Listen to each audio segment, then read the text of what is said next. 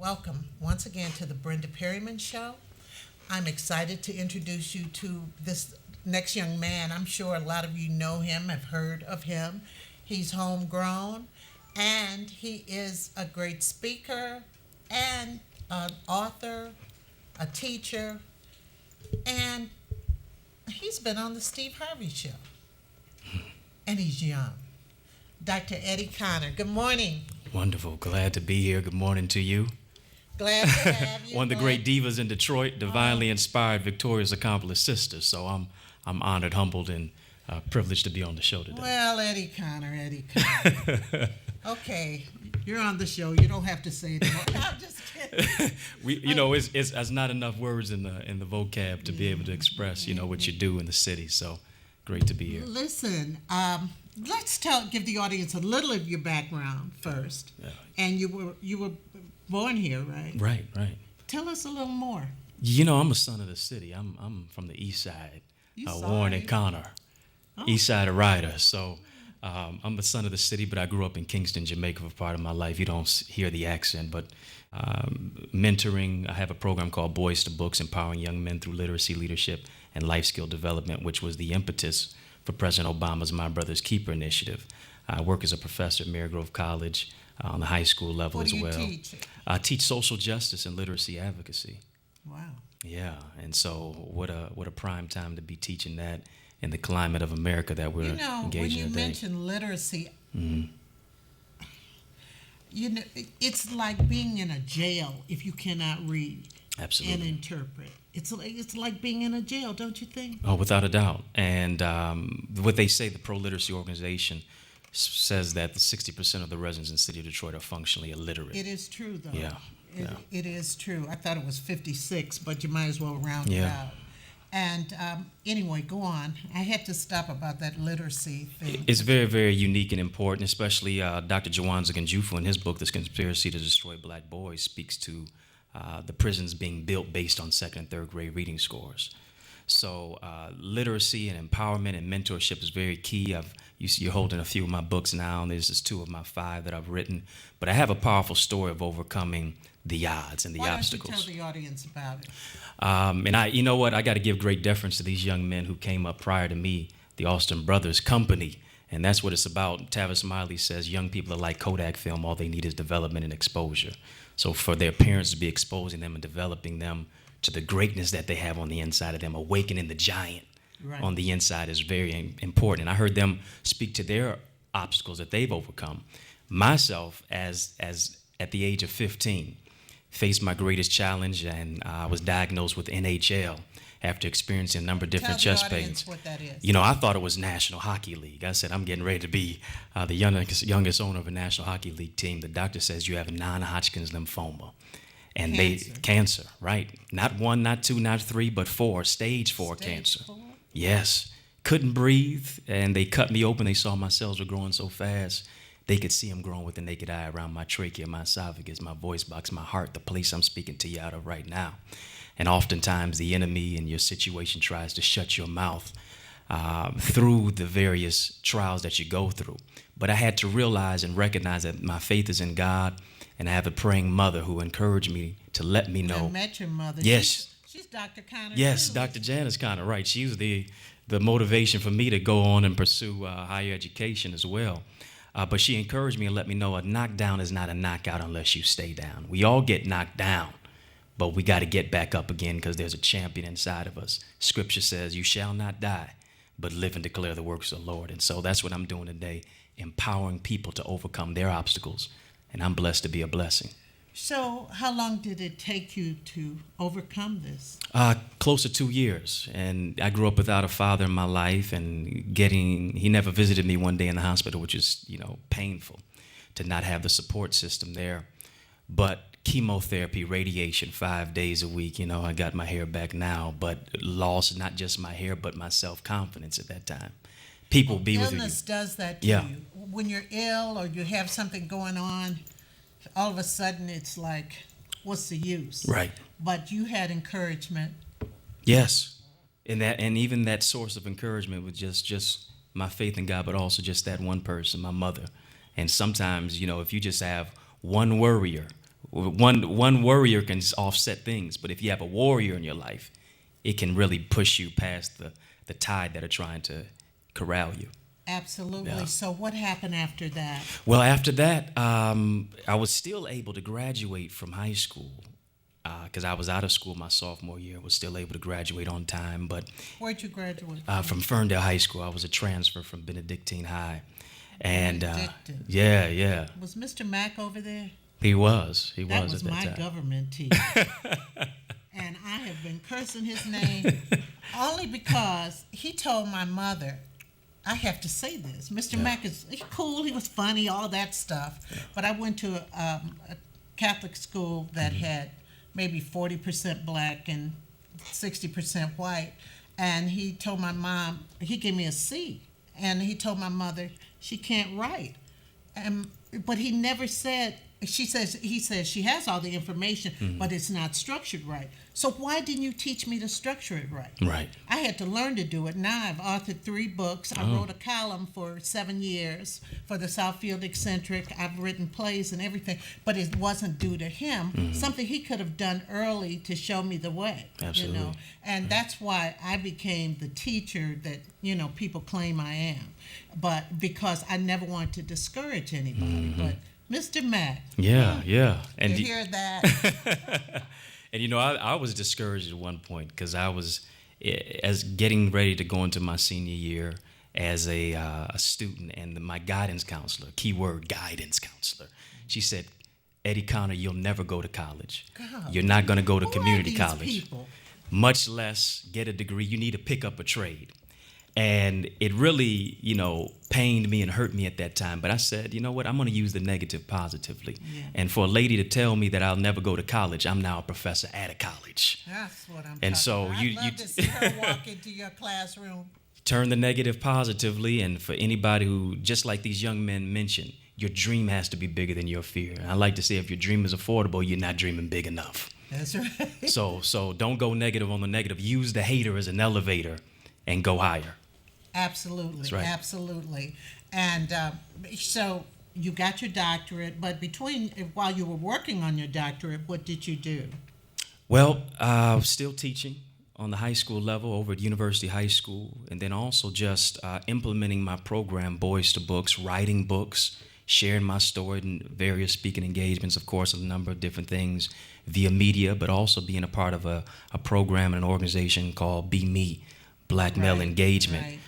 Where we're bringing brothers from all over the country, Philadelphia, Pittsburgh, Detroit, Truman Hudson, Shaka Senghor, who's now going to be on Oprah.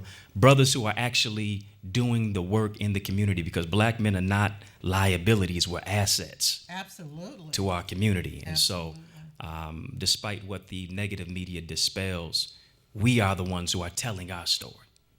Yeah, and don't let anybody Right. tell your story because it won't be right. That's right. And see, there are more good men than bad men. That's right. But the audience doesn't see that. I mean, not the audience, the nation Right, doesn't yeah. see that. Now, let's talk quickly about your 2 books you brought. Unleash, Unlock, Unwrap. Unwrap the gift in you. Can you tell us, well, I guess it's self-explanatory, but what are a couple of things that you say in here for people to unwrap what is untapped? Yeah, that's good. The fact of the matter is everybody's a red box and a gold bowl. We're gifts to the world. And oftentimes we allow people to define us rather than we allow ourselves to refine us and look within the gift and the goal that we have on the inside. The tragedy is that people look at the package but never open up the gift. And that is the whole aspect of. Give an example of that. People judge you based on what you have or what you don't have. And it's really not about what you have, it's about who you are. But you can never know who you are until you know whose you are. And when you realize you're a child of God, when you realize there's a king and a queen on the inside of you, you can give birth to the value. Pablo Picasso, well, I'll start with this. Proverbs says, stir up the gift. The Apostle Paul in Scripture says, matter of fact, Apostle Paul says, stir up the gift. Proverbs says your gift will make room for you, bring you before great men. But Pablo Picasso, painters of all time, says the meaning of life is to find your gift. The purpose of life is to give your gift away. It's not for you, it's to bless somebody through your story of struggle and strength. That's what Unwrap the Gifted in You is all about. And so you got to get it. It's going to birth the power that's on the inside of you to develop yourself and to understand your purpose. African proverb says 2 most important dates in your life are, number 1, the day you were born, and secondly, the day you realize why you were born. The day you realize Yeah. why. And sometimes it just doesn't come to you when you're 9 and 10 years Yeah. old, like the Austin brothers. I wish I got it that early. My goodness. I know. Sometimes it's down the road. Yeah. When you say, you try something and say, can I do this?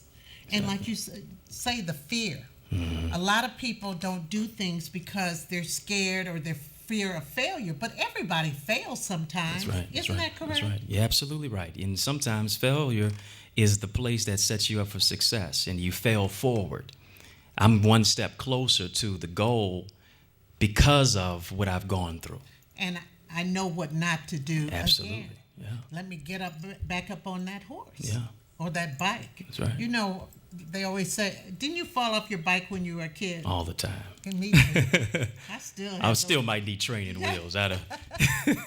But you fall off. What if you didn't get back on? Yeah. And we have to get back up on that horse. We got to show some bravery. That's right. And that's a word that people don't pass around that much, but I think it's brave to be able to say, listen, I fought hard. I overcame cancer, which people think is totally insurmountable. Yeah. And at a young age, that could be totally discouraging. Absolutely. But you had one person behind you mainly who helped you get back on that horse and said, you can do it. You will be healed. That's right. Besides God. That's right. Now let's look at this. Heal your heart. Now what is this about? Well, you know, I wrote that book. Oh, Lord. I could have written this too. We could have written it together. We could have co-authored. I wrote that book as really an ode to extol the virtues and values of what women bring to society. You know, there's a quote that suggests no nation can rise higher than its women. And so the meaning of that is you can't write about healing if you haven't been hurt. You can't write about breakthrough if you haven't been broken. And a lot of times the relationships that you go through sometimes can cripple you if you don't heal from it. And really, you know, life is like a flight. If you got too much baggage on the plane, you could possibly crash. Absolutely. It could bring you down. And so I share about how to overcome obstacles, and as well as knowing your value, seeing your worth, loving yourself. You can't expect anybody to love you until you first love yourself. Absolutely. And recognize your value and your worth. And so I've got some chapters in there such as cancel my subscription, I'm through with your issues. Yes, I like the way you worded that. I've got another one. It begins from within, because really the whole aspect of healing is from within first. You know, sometimes things you go through can end up making you bitter, but you've got to use it to make you better. Don't you see a lot of bitter people around? Without a doubt. Without a doubt, just humble. Women and men. Well, absolutely. And you wonder to yourself, well, God, when are they going to get over this? Yeah. And this is a book to help that. Without a doubt. And really one thing as well is understanding that you are a magnet. And basically what you are attracting is based on what's going on the inside of you. Absolutely. You know, you either repelling the negative or attracting the positive, or it's vice versa. Well, I just thought of something. Yeah. What about if somebody, they start dating and the man realizes the woman, she kind of has her own, she's willing to get out there, and plus she's willing to help him, you know, live his dreams too, but then the intimidation factor. And I hear a lot of women talk about that, and they start, like she has a lot of assets, but then they start downing her assets to make her feel. I've heard a lot of women talk about how people have destroyed their self-esteem. And I always say, don't put your happiness in someone else's hands. That's right. That's right. And really, you know, even that whole aspect of self-esteem, you can't be given to you. It's got to begin with self. Absolutely. And a lot of people who are insecure want to sit on you and don't allow you to hatch. They want to crush you, and they don't want you to soar. They want to cripple you. They want to crush your wings. They want to keep you in a chicken coop when they know you're an eagle. Absolutely. So, but, you know, when you love somebody, love is very subjective. Yeah. And it's hard for people to see this person may not be the right person for me. Absolutely. Correct? Yeah. When you've got love and you have people who surround you with love, they want to see you grow and go to the next level. That's what that's about. I've seen women or men be treated unfairly by the opposite sex. They said, but he or she does love me. I know they do love me. And they go about trying to change that person. Is that possible? I don't think you can change anybody. I think you have to allow people to transform their life. And sometimes you have to step away from people so that they can grow. Some people can't grow being coddled and connected to you because they may not necessarily appreciate who you are until you begin to step away. Right. And once you step away, they'll notice something is missing sometimes. Right. Now you have a chapter called Drunken Love. Yeah. What is that? That's not Beyonce, is it? That was the impetus behind it. But a lot of times, and really I flipped the script on that and really wrote it from the whole aspect that sometimes we become so thirsty for people to love us and so thirsty just to get things from other people rather than being really intoxicated with the love that's on the inside of ourselves. And really the love that we get is through a relationship with God, but it's also through healing from the vestiges of our past. You can't really live until you forgive. Mark Twain said, really forgiveness is the fragrance that is shed on the violet from the heel of the violet that has crushed it. And so when I begin to love myself and see my value and know my worth, that's when I begin to attract people who are not just going to be good to me, but good for me. Yeah, because it's like you're being held hostage in your head. Absolutely. When you're worrying and hating on somebody and things like that. Grow or go. I heard this philosophy, and it's in one of my poems, but it says some people go through life, some people grow through life, and others just go. Yeah, right. Could you explain your interpretation of that? Absolutely. Everybody's going to go through a situation. And really oftentimes when you're going through a situation, sometimes you come out better, sometimes you come out worse, sometimes you come out unchanged. But when you begin to grow through the situation, that's what speaks to maturational self-development, that I'm getting better because of what I've gone through. I'm not going to be bitter because of it. I'm going to be better as a result of it. I'm growing stronger. I thought of something. Do you think that people can grow out of a relationship? If the other person, yeah, I do. If somebody who you are with that you're connected to is stagnant, they don't want to grow, they don't have any goals or achievement, then they're also trying to debilitate your growth and who you are. Really, and really so many people fall in love, and I don't necessarily like the connotation of fall in love. Sometimes you have to stand in love because because if you're with the wrong person, you just may need to be able to have your aspect and your feet situated to where you may need to walk away. But it's not so much that you're walking away from them in that aspect. It's the people that you're connected to. If they can't help you move your life to the next level, then they never were meant for you. We have a call. Good morning, Sylvia. Hi. I just wanted to ask if the gentleman will give out any information to keep up with his speaking engagement so that others that may be interested could participate or bring the youth to this speaking event. Oh, definitely. Absolutely. Definitely. Thank you. Yes, and even in juxtaposition with that, you can get the books on my website. The revolution will not be televised, it'll be digitized. So I want you to go to my website, eddieconnor.com, EDDIECONNOR.com. There you will find a various number of speaking engagements. I got one coming up this Sunday at Jameson Temple under the leadership of Pastor Homer Jameson, 12-530 on Mack Road, 12530 Mack at 11 a.m. I'll be the speaker this Sunday. You can meet me in Texas if you're going to be there next week, next Thursday. I'll be in Commerce, Texas at Texas A&M University speaking. And, of course, the Women's Empowerment Expo next Saturday. You want to make sure that you meet me there with the Yanla Van Zant.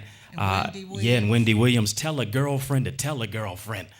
Everybody need to make sure that you come. Everybody.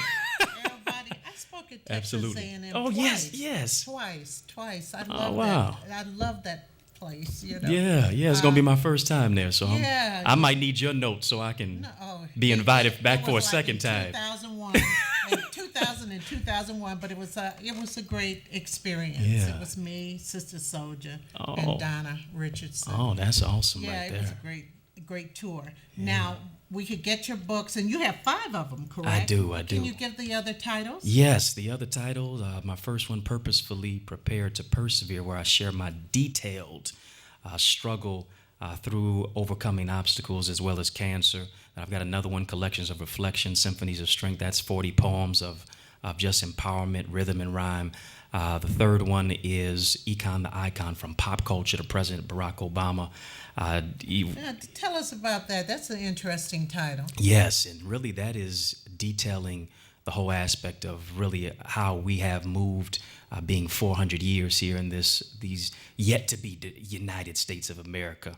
Under the leadership, of course, the last 8 years of President Barack Obama, but also moving from segregation to discrimination to presidential inauguration twice, and then also the things talking about police brutality, talking about much of what is going on in the climate of America, social injustice, and things that we need to be cognizant and aware of. Always. To be not just on the sidelines, but to engage on the front lines.